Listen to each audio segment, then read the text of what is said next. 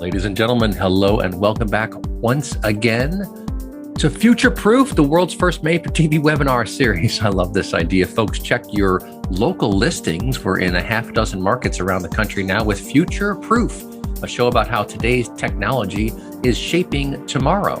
You can find us in Silicon Valley, in Washington, D.C., Atlanta, and several other places around the country. Hop online and do a search for Future Proof with yours truly. And of course, today we're actually in a briefing room webinar. So we're going to hear from a really, really interesting company called Qrvey. So fast and furious, serverless cloud native analytics, the briefing room. So let's dive right in. David Aberson is the Chief Technology Officer over at Qrvey. And of course, there's yours truly on the other side of the coin. And to really set this up, I wanted to go back in time a bit. One of my favorite authors, Edward Albee, wrote a play called The Zoo Story. And the main character has one line that always struck me. He said, sometimes it's necessary to go a long distance out of the way in order to come back a short distance correctly.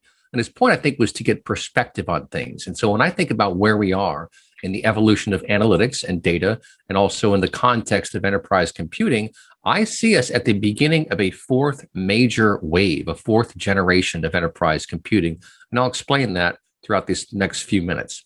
So there's an old mainframe from 1974. I was about 6 years old at the time.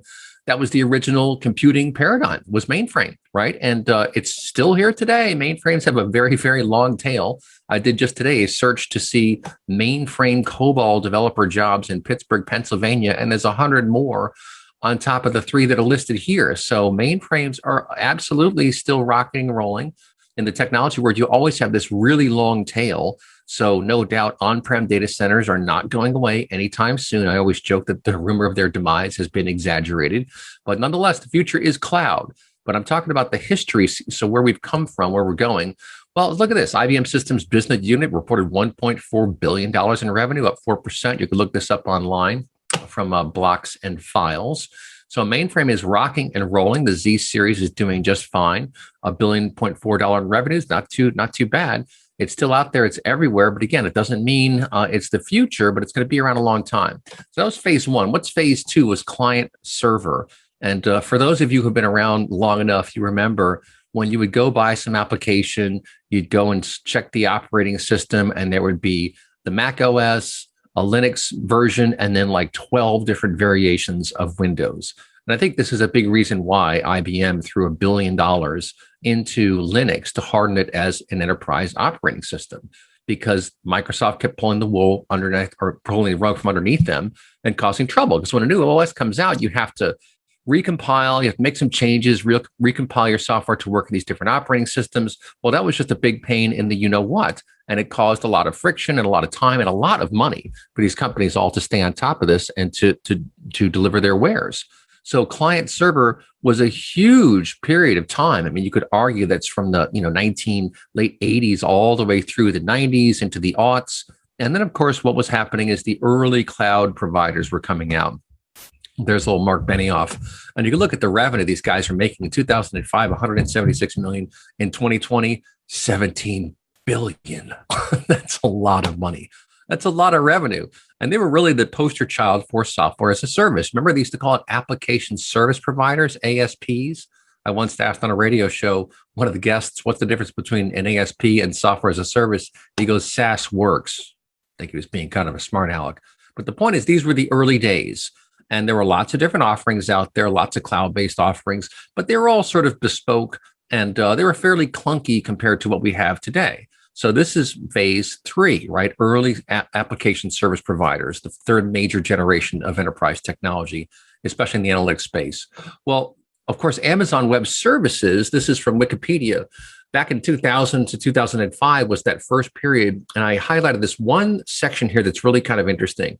So they write around the same time frame, Amazon sought out to create a shared IT platform. So it's engineering organizations, which were spending 70% of their time on undifferentiated heavy lifting, such as IT and infrastructure problems, could focus on customer-facing innovation instead. This is very interesting. As you all know, every business is unique. Even if you are in, let's say, the retail space for a specific type of clothing, you could have 10, 20 companies, 30 companies competing with you, technically competing, but there's something interesting and unique about each and every one of them. And there's this line about software is eating the world. And of course, every business is going to become a software business. That's very true in that the data and the functionality provided by the company, well, that is the company. I mean, you can have a brand, you can have an identity, but the DNA of that company, if it is well articulated and well formed, if you will, in a cloud friendly environment, becomes a very compelling and powerful thing. And it really sort of enhances and shines what is there and what is interesting about a company. And this is, again, 2000 to 2005. You're talking 21 years ago that this was starting. So in any business, it takes time to ramp up, to build the infrastructure, to get things right, to sort through challenges. We've had lots and lots of innovations along the way. But I wanted to point this out that way back in 2000, Amazon was thinking about it. You see some more interesting information here about where it all came from and how this all started. But it fairly quickly crystallized. And, this is the beginning when somehow Amazon got a 10-year head start, a decade-long head start on the competition. And you had Oracle and SAP and other guys doing some little things in the cloud, but there was nowhere near the amount of engineering effort, focus, and drive to get it done as Amazon Web Services. So look at these numbers here from just recently. Worldwide cloud infrastructure services spend. You've got Amazon at 32%, Microsoft at 19%. So they're coming along. Google at just 7%, and others 42%. $41.8 billion for cloud infrastructure services. That's a whole heck of a lot of money. And these folks are really pioneering and leading the charge. Well, I've been inside Amazon. I've done some work with Amazon. I know a fair amount about some of the technologies that are baked in there, like Redshift, for example, which came from a company called Parexel. Interesting storyline there at some point we'll have to share. But what I found so interesting is just the number of different services and what it looks like. And if you go into the back end of these Amazon environments, I would argue it kind of looks like a Home Depot of functionality. There was an analyst at I guess it was a Strata event in San Jose, who broke it down for me a few years ago. He said the reason why you see so many of these very particular, very granular services in this giant inventory is because Amazon works so hard with their customers to get them exactly precisely what they need to be done, right? So what that results in is this giant warehouse full of functionality.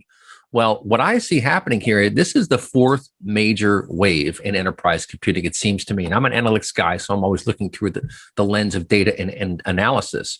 But this is the cloud native environment. If you think about it, you can see this language in the Wikipedia page about Amazon and AWS. They view it as almost like an operating system for the cloud. And now, of course, you have Kubernetes, thanks to Google, open sourcing that. Kubernetes is the de facto winner. I heard a really funny assessment on why Kubernetes won and Docker did not, even though Docker was first. And the consultant on one of our shows joked that Docker wanted to charge developers for the platform. And he said, developers don't like to pay for stuff. They like to just build things roll their own.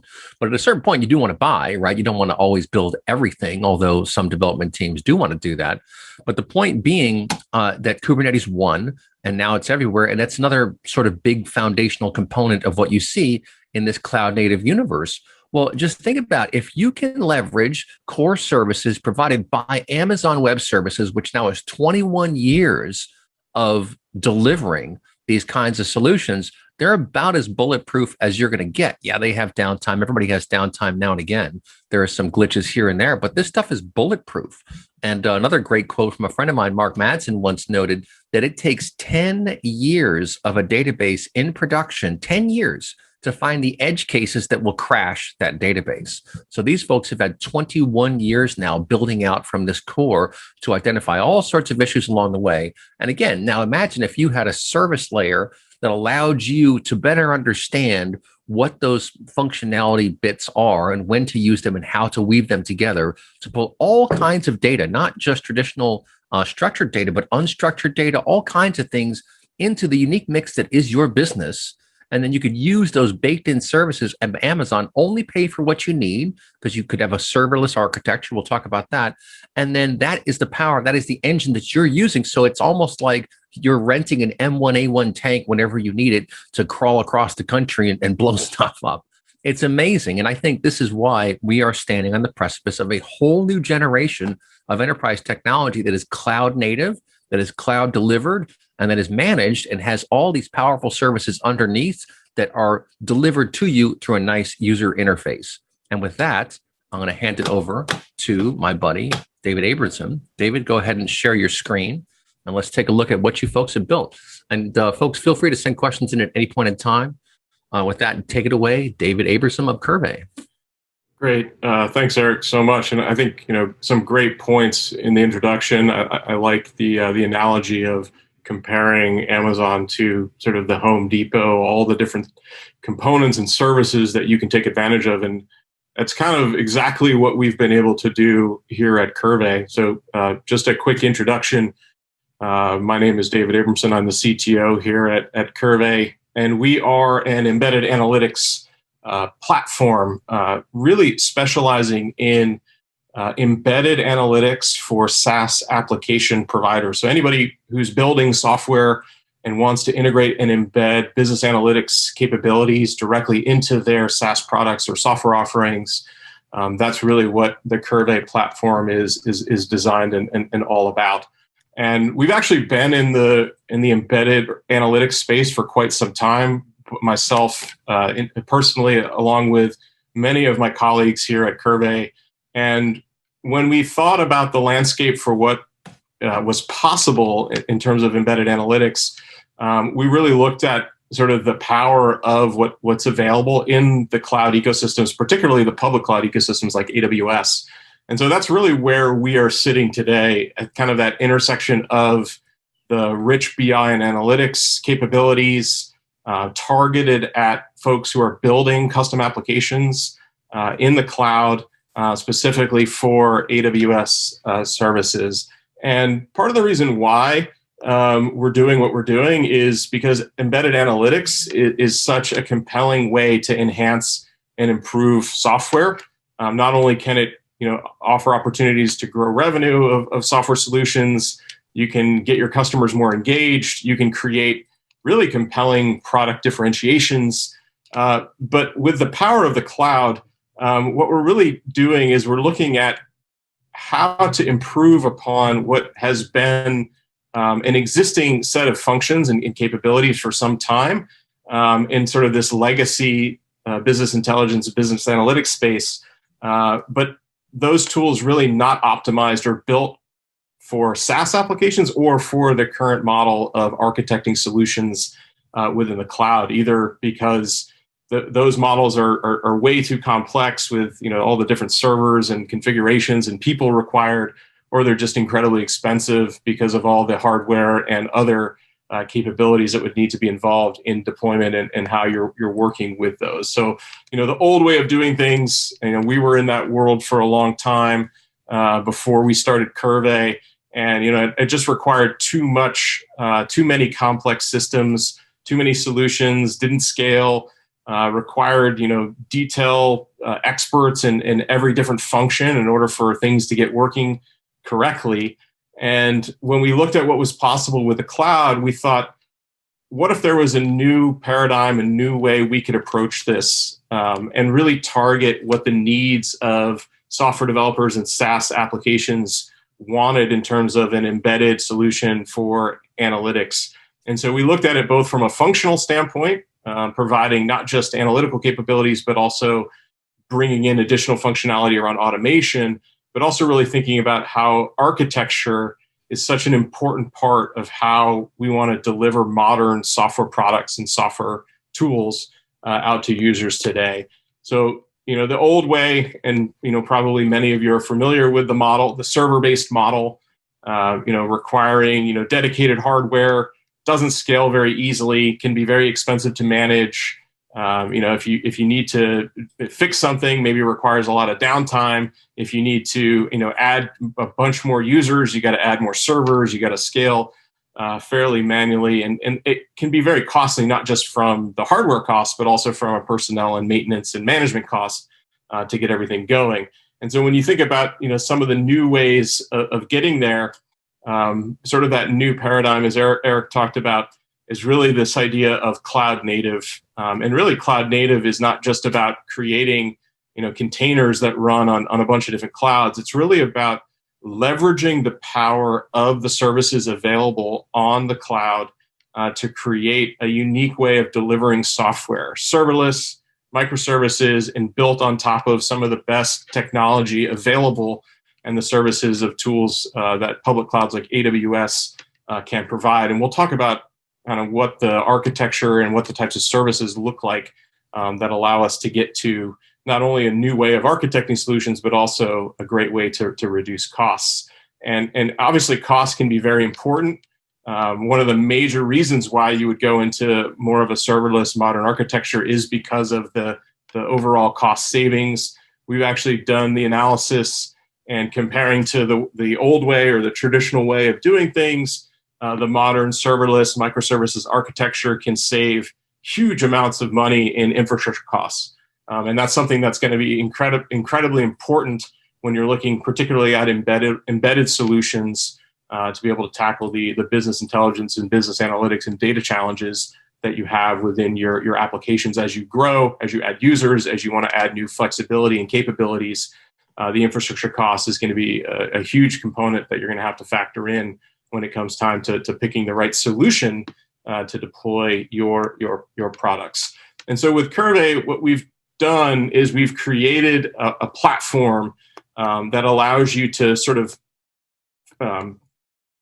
tackle the entire pipeline of your data when it comes to analytics and data visualization and automation. So from the data management standpoint, being able to tap into pretty much any type of data service, data source, relational platforms, unstructured, semi-structured data, anything that you want in terms of a data engine, devices, machines, even being able to capture human collected data through forms and surveys. All these different opportunities exist to be able to then present them visually in an analytics output. So your dashboards, your reports, your data visualizations, all the ways that you want to interact with and explore data in a compelling way. And then kind of the third layer is the ability to leverage the automation. And so don't just focus on the ability to visualize your data, but also create ways to automate and bring data directly to users, either via notification style like email or Slack integration, or even customizable API integration. All of that can be part of a solution that's delivered in a cloud native way.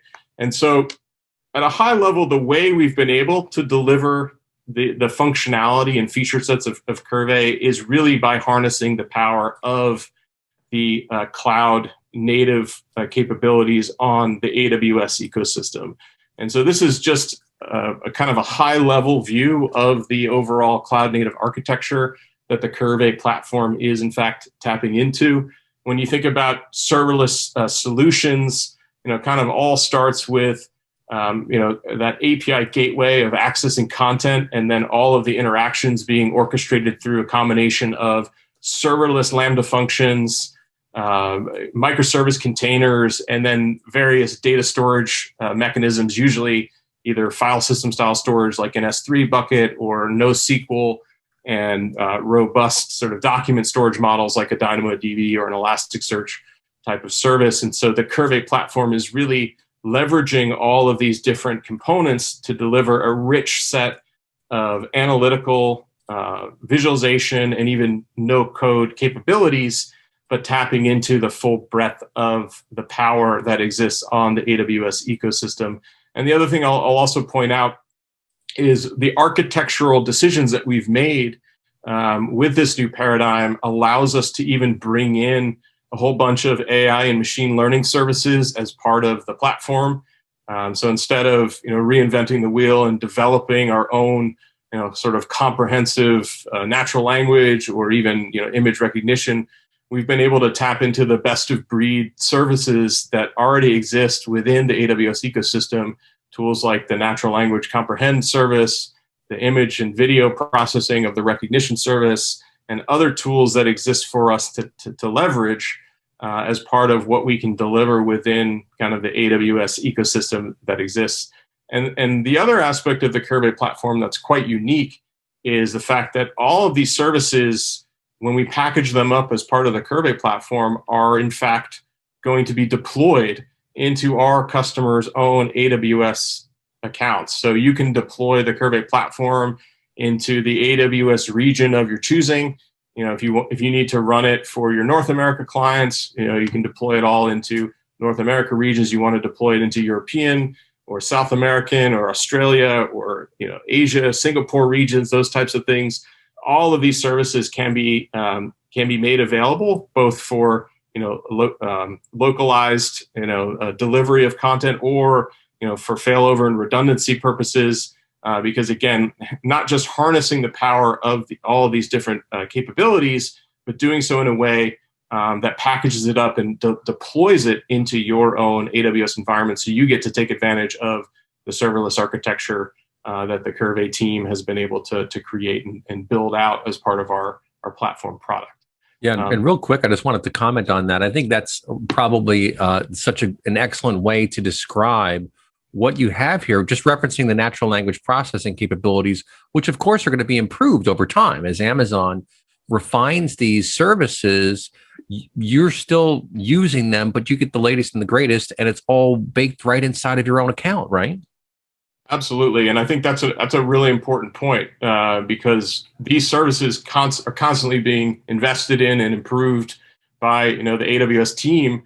And so even if, for whatever reason, Qrvey decided not to make any additional enhancements to our core capabilities and services and functionality, the platform that we've built out architecturally would continue to improve and be enhanced and grow because we're tapping into and leveraging all of these underlying services that are maintained and constantly added to and improved by AWS directly. And so you get kind of that extra benefit of the power of one of the largest software or probably the largest software company in the world adding value to the product that Qrvey is also delivering. All right, so one thing I would like to also do then is just show a couple of examples of what the Qrvey product offers in terms of the flexibility and capabilities of the overall platform. I've talked a lot about the business analytics capabilities, business intelligence tools, and how we've packaged them with this fully cloud native architecture. So from an output standpoint, a lot of what gets delivered to our customers is that more traditional analytical experience that probably anybody who's used a business intelligence product in recent years is going to be very familiar with. So it's the interactive dashboard experience, whether it's being able to do things like explore and drill into data, and being able to do things like click and filter and drill into values and refresh content and change data and on the fly, or being able to toggle between multiple different dashboard screens and drill into detailed tabular views and all these different types of things that you want to explore when it comes to your data. But the idea here is this isn't always going to be a standalone analytical experience. Our goal is to provide these types of capabilities in a fully integrated, fully embedded fashion, but do so in a way that's also of no code, so you don't have to know any sort of development programming knowledge or have to write any SQL queries or do anything like that, because everything that we're building inside the Qrvey platform is designed around that drag and drop, no code model. So when I want to build a customizable dashboard, it's as easy as creating a brand new canvas. I can on the fly add any number of custom charts that I want. Simply select the data that I want to work with, drag and drop, create the customizable visualizations. Everything is going to be very much context driven. So as soon as you start dragging in new data, new values, you want to present multi-series values, different types of aggregate data, different ways of changing and styling information. I don't need to have any knowledge other than what types of things I want to be able to present and manipulate and interact with as part of the design time UI that I'm working with inside the Qrvey platform environment. And as you can see, building a dashboard is as simple as clicking into your data, creating visualizations, and arranging exactly how you want everything to be laid out. It's going to be fully context driven. So if you've got date values, you want to group it a certain way, all that type of flexibility is going to be there.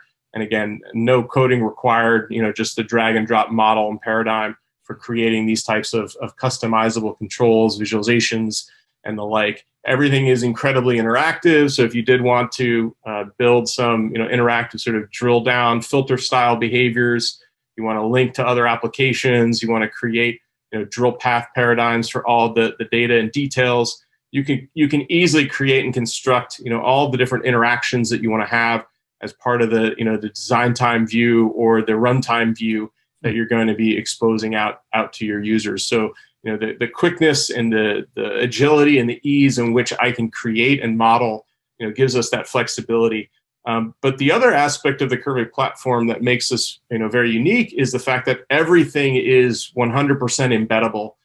So the design views that we're creating, you can embed the output views. So if you just wanted to, for example, take a simple chart and embed that, this is just an HTML file that I've embedded one of my customizable charts. And if you want to have the drill behaviors, you can embed that. If you want to have the download behaviors and export behaviors, you want to have the edit control behaviors, the interactions, whether it's changing how the data is grouped and managed, whether it's changing the visualization styles, whether it's customizing full sort of tabular or other interactive types of reports that you want to build. All of that flexibility is going to be available to you both kind of in a standalone way as well as a fully embedded experience that you can offer to your users as part of your custom applications that you're working on. So the idea is, you can build any of these visual capabilities, interactive capabilities. Again, this is just another example of this these types of features and functions just dropped right into an existing set of application tools that I might have, filter control logic, the ability to interact with data, the ability to, customize and control and visualize and edit data. Very powerful tools available to us as part of, the design environments that we can have for the Qrvey platforms that are there. But the other aspect of the platform that's also very important is that we go beyond just the visualization layer to introduce both an automation capability as well as a data collection capability. So the automation feature set, again, just another way that you can introduce some compelling events and triggers and automation rules for your users to take advantage of embedded into a custom application. So for example, we could create a custom automation flow. Again, this is no code required. So in a no code fashion, I can simply drag in, the types of triggered events that I need. Might be something like a scheduled event. I could kick it off starting, let's say, on Friday, and I could have this repeat weekly. So every Friday, 12 noon, I want something to happen. And that something might be, let's drag in some conditional rules that analyze my data or my metrics about my data. So I've got a metric that I've built that's looking at some data on a weekly basis. And I want to see, for example, how much has it changed week over week? Has it gone up more than 15%? If so, let's take some action on top of that data. And that action could be as simple as firing off an email to whoever needs to be notified about that change. Or maybe it's more of a Slack style integration that I want to take on where I'm going to drop a message as a Slack bot into one of my Slack channels. Maybe I'll notify my support team about the change in the metric percentage or something like that. And so you have all of this flexibility, not just to visualize and present the data and integrate that, but also to build out any of the customizable workflow style triggered events and actions that you can take on top of this information. And you're not limited to just the notification style events like email and Slack, but also more data-centric events like data updates, flag some data, insert some information, submit the data back to a connected system. So really creating that integration is possible through these methods here. Yeah, and what's so cool, and I know you got to talk about ingest too, data ingest, that's a big part of the equation here. But what I think is kind of fascinating is we always joke about not reinventing the wheel, but it does make sense to reinvent the wheel when the material science changes fundamentally, right? And I think that's what we're talking about. If you look at what Amazon is providing, and of course, you guys will talk about this, you guys are looking at Microsoft and Google, of course, down the road. But what Amazon has provided is game-changing technology. I mean, this is a whole new set of functionality that is high powered because it's being run by the most, arguably the biggest, most powerful software company in the world. And so it's already bulletproof, it's already running. And you're creating a paradigm, a sort of metaphor through which you can leverage all these bits and pieces to create whatever you want. So it's like you kind of have reinvented the wheel, but the time had come because of the material science, if you will. Does that make sense? Absolutely, and I think that's a good point. We're looking at ways that we can create value around the services that are available to us in that cloud native ecosystem. And so, value around data comes in lots of different shapes and forms. When we talk about data ingest, one of the things that you can easily do is you can connect to, standard database sources and bring data in and do things with that data. We have a full, robust transformation engine that you can tap into that allows you to manipulate that data.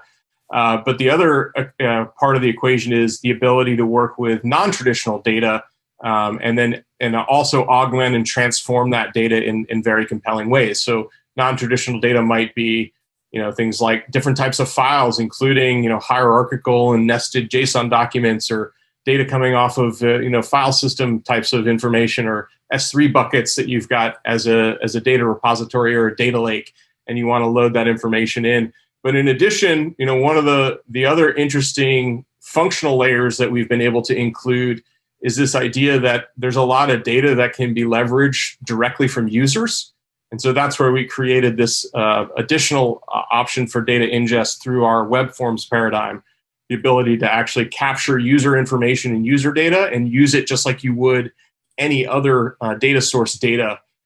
Treat it like a database, treat it like data coming from a system or machine, and then build the analytics and even automation on top of that type of information. But at the same time, be able to provide additional value and transform on top of the data. Because oftentimes the data you're going to get from users is going to be much harder to deal with, right? You're going to have open-ended, for example, user feedback. So you're going to ask for things like open-ended long text that you just want to capture as part of the data that you're bringing into the mix there. You might have things like multi-choice types of values that you need to process a certain way.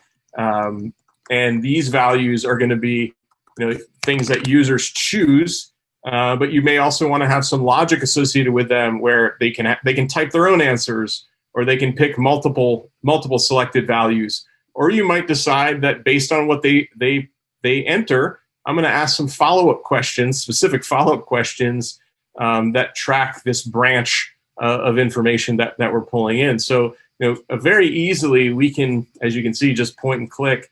I can design a way to capture the relevant user data that's important to me as part of the analytics use cases or other end-to-end use cases that I might need to approach as part of this sort of embedded design time UI and paradigm. You could also do things like upload images. I could ask for things like user signatures. I could get name and address type of data, file uploads, lots of different ways to capture detailed information. This information can also be fully integrated and embedded. I'll just create a very simple example so you can see what it looks like. And actually, let me add one more field here so you can see with an image what that looks like, as well as another type of data point that we're going to bring into this UI. So this is a pretty simple data collection mechanism I've created, asking for some user feedback, asking for some multi-choice values with a branch logic based on what they choose, asking for a real-time picture and even a real-time signature that we can capture. This will be a way to collect that information. I can customize this just like I would a chart or other visualization. I can embed this just like I would any of my dashboards or other components. You can even take these controls, and include them with your visualization layer. So if you wanted to, these become objects just like anything else within your visualization output. And I can have my forms and data input sitting side by side with my charts and other visualization tools. These are fully responsive layouts and embeddable layouts. So if I wanted to run it on a phone or other device, particularly if you're working with folks out in the field and you needed to leverage that type of capability, you can do that. But let's say this is a feedback type of data that I want to capture from my users out in the field. Great. All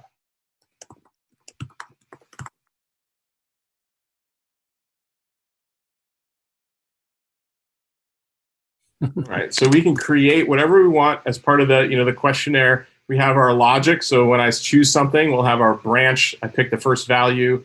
It's going to fire off the other question. Let's say I'm on my mobile device or my phone or even on my laptop, which has the integrated camera. I can actually take a picture in real time, and we'll go ahead and we'll snap that information, bring that into the data collection paradigm that we're working with here. We can confirm, and sign that form that we're working with. It's like my server is a little bit slow at the moment, but we can. Yeah, that's all right. And what's really interesting here in the introduction, I was talking about the DNA of a company and how that's so important to understand and to know what is your corporate DNA, what makes you special. And this piece of functionality in particular, I think really opens the door to making that clear, right? Because here's where you find the unstructured data that's going to give you the context around the service, the product, whatever it may be. And again, for the business person, that's great, especially for someone who is new. Someone's coming online, they want to learn your business. You've provided a very rich environment through which they can navigate quickly to understand what is the service, what is the product, how does this all fit together. I think that's very interesting. Yeah, and some of the things that will happen too, one of the ways that when we deal with data, so as you bring in this type of semi and unstructured data and information, you're going to be able to break it down, do things like leverage the text analytics that will break keyword analysis, uncover entity extraction, known values, be able to digest, the image files or other types of files, and break out information that's going to be useful or relevant to you. Understand if it's a signed form or an unsigned form. All this detail that you can then take and leverage both from an analysis standpoint and combine that with all of your other data, or even from the automation standpoint, because what you can then do is leverage that same type of data collection.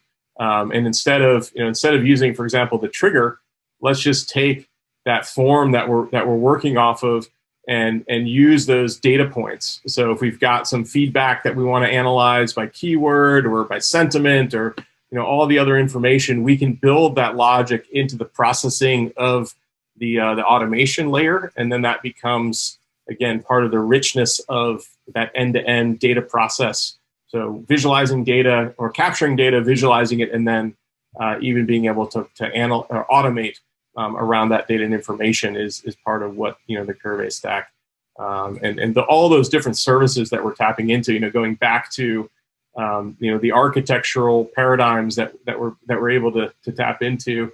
Again, leveraging all these services required, on the part of a user of the system, no coding experience or no coding required. Just leveraging the interfaces to be able to deliver the richness of all these different AI and machine learning services, plus all the ways that we're orchestrating those behaviors and technologies through that microservices and serverless architecture of the platform itself. Yeah, this is amazing stuff. It's amazing. I wanted to throw another comment at you and just get your feedback on this. I've been kind of watching for, it's probably 15 or 20 years now, trying to figure out where the action is going to be. And obviously, data visualization was a very hot topic 15 years ago when Tableau was launching, and you saw a bunch of other companies come around and kind of bring that up to the fore. But that's just the surface layer, right? And I wonder, to me, like these days, I live in Google Docs, right? I think Google did a tremendous job rolling out Google Docs. You can collaborate in real time on spreadsheets, on documents, on slides. That's how I build my slides these days. And what I see happening here is you are creating this really rich interface through Amazon Web Services, allowing companies to leverage all these different services and functionality, everything from data ingest at scale to automation to analytics to machine learning, natural language processing, all these different bits of functionality, right? where I see you guys helping Amazon kind of win that game of the place where you go to do your business, right? Where you go to analyze your data, to understand your data, to build out workflows, all those different things. It used to be like 5, 6, 7 different tools that people would jump around from, and you'd have to pull all your data from here and load it into this warehouse. And just, I mean, this incredibly disjointed, lumbering sort of process is what we all got used to. And a lot of that stuff goes right out the window with this approach. What do you think about that? Yeah, I think that's a really good observation about how, being able to leverage the power of the different services on the cloud, particularly with a big public cloud vendor like AWS, and the fact that they have so many different services that can be tapped into, allows for a completely different approach to how you solve some of these problems that have been around for a long time. Right. And you go back to kind of the old way of doing things with business analytics and business intelligence, which the server-based approach, and oftentimes you'd have to have 3 or 4 different products doing different things.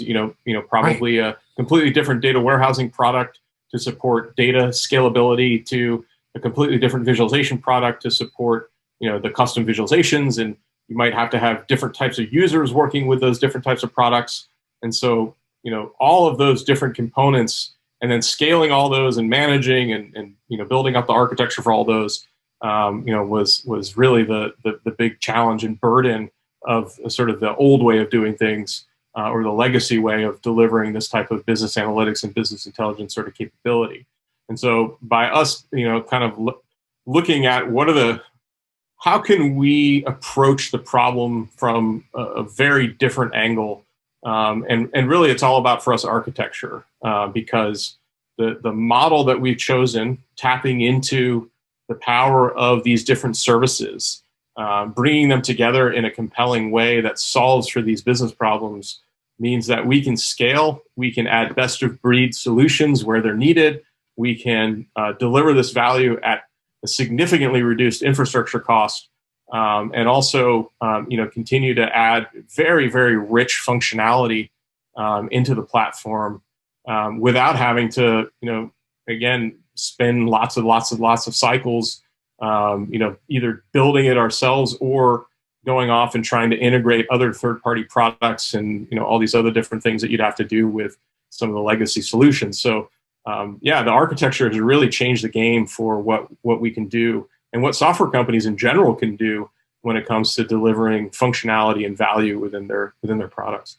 Yeah, no, I think it's just fascinating. And let's face it, there's a whole new battlefield, right? And you guys have deployed on that battlefield, whereas lots of other companies are kind of climbing up and trying to get in there, or trying to sort of retrofit or reverse engineer or refactor their technology to run in these environments. And it's all about head starts, right? I mean, that's, I think, why Amazon is so far ahead of the competition in terms of not just business and revenue, but value generated to their customers, momentum. I mean, I've never been to the reInvent, but I know lots of people who have. And I mean, it's like every other conference I've ever gone to rolled into one. I mean, these things were just gargantuan.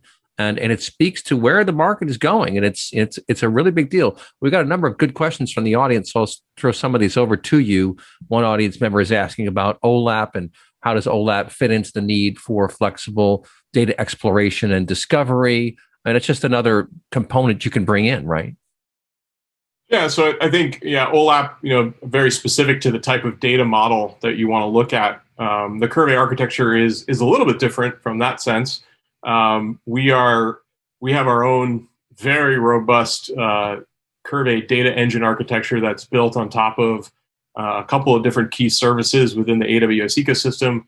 We're leveraging a combination of the S3 service, Dynamo, and Elasticsearch service. And those give us the flexibility to work with really any type of data. So if you want to bring in really well-organized, shaped data that is natural or even customizable hierarchies, and you want to analyze it that way, that's perfectly a feasible opportunity or approach that you could take within the Qrvey system. But at the same time, if your data is completely different, it might be document structure, or might be more of a file-based structure or something along those lines. You could also bring that data in, and then the Qrvey data architecture and our engine would allow you to explore that visually using our visualization layer, standard sort of charts, but also much more comprehensive, dynamic pivot table style analysis that you might choose to do on top of it. Yeah, another question is, where is data at rest? And really, it could be anywhere, right? I mean, ideally, I suppose S3, but it could be just about anywhere, right? As long as you connected by API or something, right? Yeah. So if you're talking about sources, it could be anywhere. Our model is very flexible. It can come from databases, come from file systems, come from S3, come from other types of APIs and tools. But yeah, we have an extremely robust API for connecting to and leveraging source data. But then once it's connected to, we do bring it into that Qrvey data engine, which I was just describing. So it's that combination of the S3, Dynamo, and Elasticsearch architecture. And so all the interactions that you saw me doing with the visualization layer and the drill downs and filtering is going to be operating off of that Qrvey data engine for performance reasons and also for scalability. So you can work with anywhere from hundreds of thousands to hundreds of millions or billions of records within the system. Yeah, that's pretty funny. And then what about when attendees asking about streaming analytics? Is that something you guys support too? Yeah, so that ties to again the previous answer about our APIs for connecting to data. We can connect to any data source as long as you can communicate with the Qrvey data API, which we call our data router, which is a REST style API model. You can leverage pretty much anything. So other APIs, other types of data sources and streams and everything like that, very, very easy to connect to and work with from a backend standpoint. Yeah, and as I think about how the cloud is evolving, and obviously it's evolving fairly quickly. I mean, lots of things are happening under the cover. We've talked about how you benefit from all that as a customer, because you're just getting the latest version of whatever they're rolling out there. But what I find so interesting, again, is almost like the workspace that you've created here, because that's what you're talking about. You really didn't have anything like that in the on-prem world. We would do things like application, what was it, EAI, Enterprise Application Integration, remember all that. And then we talked about service-oriented architecture, which really, I mean, containers, it's not exactly like SOA, but it's the same spirit, I suppose, of composable functionality, right, that you want to bring together. Mm-hmm. And what I think is so interesting is that this is it's like the innovation lab for the company, because number one, you could bring in all sorts of different data, including unstructured, structured, all the stuff that you want. You could tap into your transactional data, for example, to understand things. But then, as you suggested, you can build these workflows. You could build automation. You could build in all these sort of triggers. So you're incrementally fleshing out the business architecture of your organization one step at a time, but it's all through this workspace, which means you have audit trail. It means you have explainability.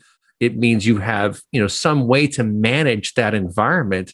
I don't really recall anything in the on-prem world that would be just like that, but am I forgetting something?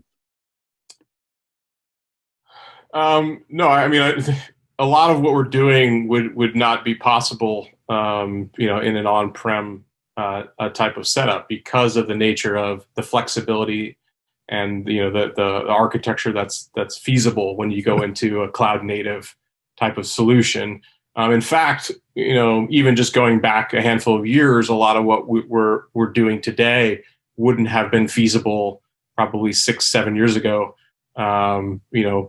Because the types of services just didn't exist to be able to orchestrate all of these different components and behaviors. So I think we're sort of a product of our evolving times when it comes to the technology and the availability of all of these very compelling and rich services on the cloud, particularly on the AWS ecosystem.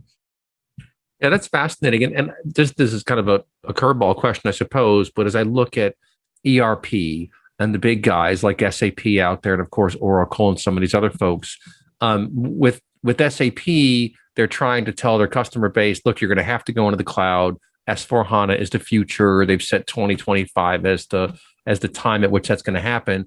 And they're very good on messaging about saying vanilla, vanilla, vanilla. Don't customize your environment inside the ERP, because that's going to cause all kinds of problems, right? So all the customization is going to be on the outside, on the outskirts, if you will, of that core. And that's where I see a lot of potential for this approach, because again, you're weaving together. If you think about what a business does, if you automate workflows and leverage data and build in analytical insights and infuse that stuff, well, again, that's the kind of the workstation for the future of the organization. I mean, I think a lot of it comes from our background. If I go back a couple of slides in the presentation, when we started Qrvey, most of us had spent time in kind of the traditional BI and analytics space. In our previous life, our focus was still on the embedded analytics, but we wanted to look at how we could approach it from a different angle. And so it was really about sort of changing the way we thought about bringing these features and functions to market for embedded applications for SaaS apps and SaaS providers with the types of functionality and capability that we wanted to achieve. I mean, we definitely saw a lot of problems with the old way, not the least of which was, cost and complexity. Additionally, the fact that most traditional systems, while they work great if your data is incredibly well structured, doesn't work if your data is not well structured, because they're really tuned and optimized for relational database queries and SQL and all that sort of stuff. And then the other piece of it has always been user adoption. One of the things that we wanted to sort of really look at was how do we make sure that users are actually working with these tools, because you're obviously going to be investing a lot of time and resources into making sure that you're delivering the right types of capabilities downstream to your users. But if they don't use it, a lot of that is going to go to waste. And so, the way we thought about how we wanted to get users more engaged was not just, the presentation layer, because everybody can do, pretty pictures and dashboards and things like that. But what about bringing in more of that automation capability, and how do you kind of get the information directly to the users where they need to see it, and then even engaging them on that sort of data collection side. So if you wanted to sort of build that full loop, get feedback, get user interaction, get additional data coming into the mix that can add more value and more interesting insights into the overall picture. All that adds additional value to what you can offer as part of an analytics end-to-end solution. And so we really kind of approach it from lots of different problems that we used to run into in kind of the old way of doing things, and that's really what led down the path of all of these new paradigms, whether it's architecture or just functional types of capabilities. Yeah, no, that makes a lot of sense. Right? It makes a lot of sense, and again, it speaks to the need for agility in the organization, especially as we talk about digital transformation and moving from our traditional paper-based manual systems. And anyone who is working at a hospital or a university or any number of organizations, there is this incredibly wide spectrum of efficiency and innovation, meaning the history, the past is still with us. So there's all this legacy process and legacy technology out there. And as you move into the future, you're going to need some kind of environment like this to help you sort of pick off this business process, that business process, as you're migrating into the cloud, as your core area of marshaling area, if you will, of functionality. That's why I think it's so interesting that you have this form-based approach. I remember when you guys showed that to me in the briefing, I thought, how interesting is this? Because it gives you the ability to really understand what's happening out there at the edge, either through customers or partners, or whatever the case may be. And that's the context that you always need to redesign a process, right? Absolutely. I think, never underestimate the power of feedback, and how much it can add value to your data. And that's actually something that was part of our original thesis when we thought about how you could introduce new new ways of sort of tackling old business analytics, business intelligence problems is the fact that user data offers a lot of added value, particularly in kind of any in an application use case that has to be customer facing, where you want to be able to get engaged with your customers in a more robust manner. Mm-hmm. The ability to directly get integrated with either feedback or even just operationally being able to collect information and data in real time. All of that is very, very powerful. And it's not just isolated to like the data entry forms use case. It could also be tied to interactivity and connectivity to devices and other types of machines. We've worked with folks in healthcare software, and they're building device driven sort of applications and events, and being able to tap into that real time feedback from a machine or from an edge device or from other type of sensor can be extremely compelling from a business intelligence and analytics use case as well. And so it's not just the active sort of form entry, but the more passive data collection from all these other discrete sources that can add a lot of value too. Yeah, and here's another really good question from an attendee. Does Qrvey include a cost estimator for how much will have to be paid to Amazon Web Services? One of the funniest lines I've heard about AWS, this is a few years ago now, someone said the most ungoverned line item on your budget is your Amazon Web Services, because in the early days, they didn't have those kinds of things. But you guys do have a cost estimator that's going to be tracking. How does that work? Can you talk about that for a second?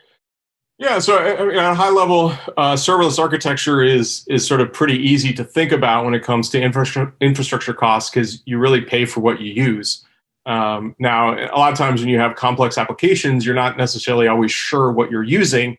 But the simplest way I can describe it with a system like Qrvey, it's an analytical application.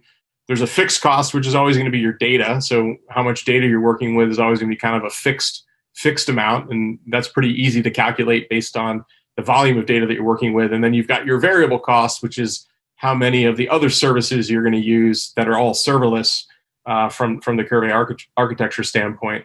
And so, yeah, we do have extremely robust calculators that we've developed to help our partners and customers figure out what their typical AWS monthly bill is going to be. AWS also has a lot of these utilities that you can tap into. But at a high level, I can give you just a ballpark estimate. So a typical setup of Qrvey for us in an AWS environment is usually around $200 a month, kind of $200 to $250 a month for about up to 100 gigs of data. That's about the ballpark for what we see when our customers are working with the system. And if you contrast that to a server-based environment or something like that, that's where you're looking at infrastructure cost savings of in some cases as much as 90% or even more. And so it's a very robust solution, but because of the architecture and the serverless nature, again, you're really only paying for what you use with the platform. Yeah, I think this is just fascinating, and it's more proof to me of how things are changing. And I think the assessment that we're entering this fourth era of enterprise computing is completely accurate. I mean, I think what you're going to see over the next 5 to 10 years is most of the traditional, even SaaS-based solutions moving to live inside of Amazon. I mean, you got lots and lots of companies that are already using Amazon as their back end, but it's not so integrated, right? And what I like what you've done is you've created this interface that allows companies to see into all these bits of functionality and then very quickly piece them together, drag and drop, low code, no code. I mean, that's the answer for quick transformation, because again, the business people who are probably not coders, they might be, there are business people who are coders. They're usually the lead engineers of the architects because they kind of understand how it works under the covers. But the business people are the ones who know their vision. They know what they're trying to build. They know where they're trying to go. And what you've done is created for them this service layer that allows them to reinvent themselves in this new fourth era of computing, right? Yeah, I mean, that's a great point. And I think you said it very well. It's really about harnessing the power of those services to be able to solve, the problems that, and if you look at, older solutions and other ways of doing it, it's is partially cost savings, but it's also that flexibility and scalability and kind of the new paradigms that really add a lot more value to the overall and solution and results that you're going to get. I love it. Well, folks, we do archive all these webinars for later viewing. Hop online to insideanalysis.com. We just did a whole site revamp, so we're still sorting out a couple loose ends here and there, but this has been a fantastic show. Look these folks up online, Qrvey, Qrvey. Look them up. We'll talk to you next time, folks. Take care.